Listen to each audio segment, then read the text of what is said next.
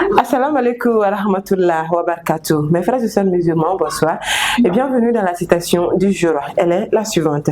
D'après Anna ibn Malik, le prophète paix et salut sur lui rompait son jeûne avant de prier le Maghreb en mangeant des dattes fraîches. Si ce n'était pas avec des dattes fraîches, alors avec des dattes sèches. Si ce n'était pas avec des dattes sèches, alors avec quelques gorges d'eau.